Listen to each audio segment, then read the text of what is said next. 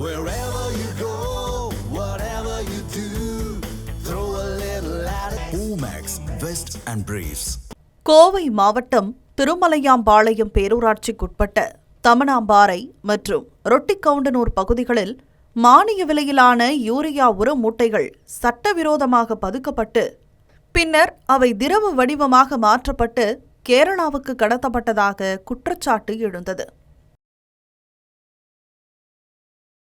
அதிகாரிகள் மேற்கொண்ட கள ஆய்வில் கோவை புதூரை சேர்ந்த பாலகிருஷ்ணனுக்கு சொந்தமான விவசாய நிலங்கள் கேரள மாநிலம் பெரும்பாவூரை சேர்ந்த ஆஷிப் கே அலி என்பவரால் குத்தகைக்கு எடுத்து குடோன்களாக மாற்றப்பட்டிருந்தது தெரியவந்தது. கர்நாடகாவிலிருந்து உரிய ஆவணங்கள் இல்லாமல் கொண்டுவரப்பட்ட மானிய யூரியா மூட்டைகள் இங்கு பதுக்கப்பட்டு இயந்திரங்கள் மூலம் திரவ யூரியாவாக மாற்றப்பட்டு டேங்கர் லாரிகள் மூலம் தொழிற்சாலைகளுக்கு அனுப்பப்பட்டதும் கண்டுபிடிக்கப்பட்டது. இங்கேயுமே ஒரு லாரி அதே மாதிரி சரக்குகளை இறக்கிக்கிட்டு இருக்குது. அந்த லாரியில் சுமார் 600 மூட்டை இருக்குது. இங்கே ஒரு 600 மூட்டைக்கும் பக்கத்தில் இறக்கி வச்சுருந்தாங்க. அதுபோக பார்த்தோம்னா அந்த குடோனுக்குள்ளே ஏறக்குறைய 10-12 லாரி அளவுக்கு ஒவ்வொரு லாரிக்கும் 600 மூட்டை அப்படின்னு ஒரு 20 லாரி எவ்வளோ இறக்க முடியுமோ அந்த அளவுக்கான கொள்முதலை இங்கே பண்ணி வச்சுருக்கிறாங்க. இதில் என்ன நோக்கம் அப்படின்னு கேட்டோம்னா இன்றைக்கி இருக்கிற இந்த உரம் அப்படிங்கிறது இந்த வண்டியில் வாகனத்தில் கைப்பற்றப்பட்ட உரம்ங்கிறது யூரியா. இது விவசாயத்துக்கு மட்டுமே பயன்படுத்தக்கூடிய யூரியா, நீம் கோட்டட் யூரியா அப்படிங்கிறது இது கெமிக்கலாவோ வேறு எதுவும் எந்த டிபார்ட்மெண்ட் யூஸ் பண்ணுறதுக்காக கூடாது அப்படிங்கிறதுக்காக இதில் நீம் ஆயில் கலந்து வச்சுருக்குறாங்க. திருட்டுத்தனமாக கள்ளத்தனமாக பதுக்கி கொண்டு இங்கே வச்சுருக்கிறாங்க. இத்தனையெல்லாம் அடிப்படையான தேவைக்கு உள்ள விவசாயிகளுக்கு பயன்படுத்தக்கூடிய யூரியாவை டன்னு கணக்கில் கொண்டு எப்படி வைக்க முடியும் அப்படிங்கிறது மிகப்பெரிய கேள்வியாக இருக்குது எங்களுக்கு. சோதனையில் சுமார் 100 டன் யூரியா உர மூட்டைகள் 2 லாரிகள் மற்றும் தொழிற்சாலை உபகரணங்கள் பறிமுதல் செய்யப்பட்டன. இந்த வழக்கில் சேலம் மாவட்டம் எடப்பாடியை சேர்ந்த லாரி ஓட்டுநர் செல்வம் கைது செய்யப்பட்டு சம்பந்தப்பட்ட துறையினரிடம் ஒப்படைக்கப்பட்டுள்ளார். மேலும் இந்த கடத்தலில் தொடர்புடைய மற்ற நபர்களை கைது செய்ய தீவிர விசாரணை நடைபெற்று வருகிறது. மத்திய அரசு வழங்கும் 45 கிலோ யூரியா மூட்டைக்கு சுமார் 1190 ரூபாய் மானியம் வழங்கப்படுவதால் விவசாயிகளுக்கு அது குறைந்த விலையில் கிடைக்கிறது. ஆனால் விவசாய பயன்பாட்டுக்காக வழங்கப்படும் இந்த யூரியாவை திரவ வடிவமாக மாற்றி தொழில்துறை பயன்பாட்டிற்கு சிலர் விற்பனை செய்கின்றனர். 10-15,000 மூட்டை யூரியா இருக்குது.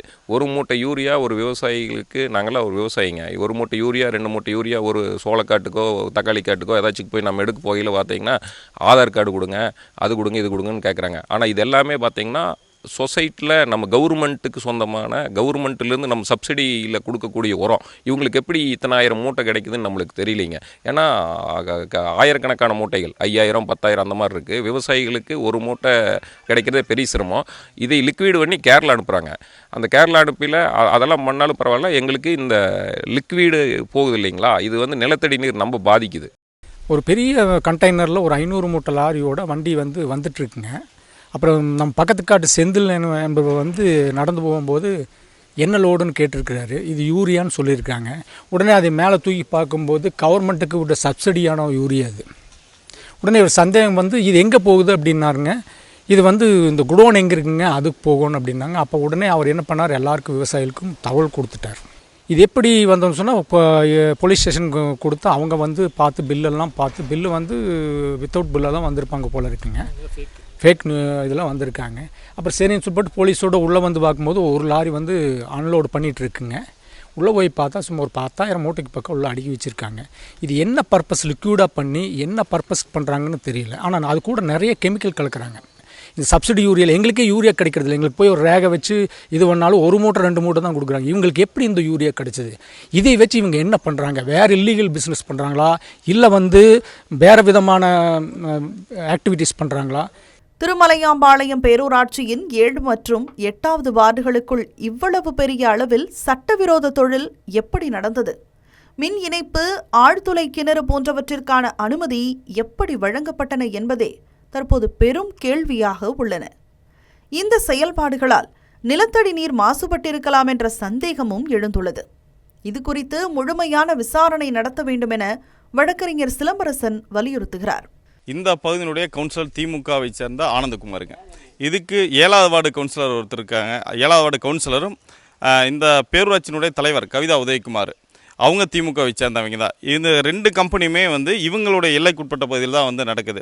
அந்த 7வது வார்டில் நடக்கிற கம்பெனி 4 வருஷமாக நடந்துகிட்ருக்கு. அது பெரிய அளவிலான கம்பெனி, இது வந்து பெரிய அளவிலான கம்பெனி. அப்போது இவங்களுக்கெல்லாம் தெரியாமலாம் இருக்கிறதுக்கான வாய்ப்புகள் வந்து கண்டிப்பாக இல்லை.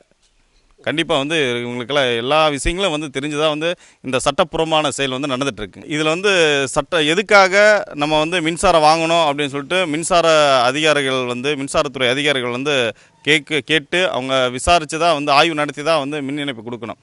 ஆனால் இது பின்னாடி வந்து பெரிய ஒரு கும்பல் இருக்கோ அப்படின்னு சொல்லிட்டு தோணுது. என்னென்னா இது பெரிய ஒரு கம்பெனி, இந்த கம்பெனிக்கு வந்து என்ன நடக்குது, இந்த எந்த செயலுக்காக நடக்குது அப்படின்னு சொல்லிட்டு தெரிஞ்சிருந்தே வந்து அந்த அரசு அதிகாரிகள் வந்து மின் இணைப்பு கொடுத்துருக்கிறது வந்து ரொம்ப வேதனையான ஒரு விஷயமா, அதிர்ச்சிக்குள்ளான ஒரு விஷயமா இருக்குது. கூட்டுறவு சங்கங்களில் விவசாயிகளுக்கு உரம் கிடைக்காத சூழலில் இவ்வளவு பெரிய அளவில் மானிய உரம் கடத்தப்பட்டிருப்பது விவசாயிகள் மத்தியில் பெரும் அதிர்ச்சியை ஏற்படுத்தியுள்ளது. இப்போ இத்தனை உரம் மூட்டைக்கு வந்து அக்ரி யூஸ்க்காக வர்றது சப்சிடியில், கவர்மெண்ட் வந்து சப்சிடியில் விவசாயத்துக்கு கொடுக்குற யூரியா மூட்டைகள், இதை வந்து இது சட்டவிரோதமாகவும் இவ்வளோ தூரம் இத்தனை மூட்டைகளை கொண்டு வந்திருக்கிறாங்க. இது எங்கேருந்து வந்தது, எப்படி வந்ததுனால தெரியாது. இது மேலதிகாரிகளுக்கு தெரியாமல் நடக்காது. இதை வந்து முறையை கண்டுபிடிச்சி சம்மந்தப்பட்டவங்க மேலே தக்க நடவடிக்கை எடுக்கணும், அவங்களுக்குரிய தண்டனை வாங்கி கொடுக்கணும். இது அரசாங்கம் இதில் தலையிட்டு நடவடிக்கை எடுக்கணும் அப்படின்னு நாங்கள் விவசாயி சார்பாக கேட்டுக்கிறோம். இந்த கடத்தல் நெட்வொர்க் பின்னணியில் உள்ள அனைவரையும் கண்டறிந்து முழுமையான விசாரணை நடத்தினால் பல்வேறு மர்ம முடிச்சுகள் அவிழும் என்பதே பொதுமக்களின் கருத்தாக உள்ளது. தமிழ் ஜனம் சேனலை சப்ஸ்கிரைப் பண்ணாமல் பார்த்துட்டு இருந்தீங்கன்னா மறக்காமல் சப்ஸ்கிரைப் பண்ணிடுங்க.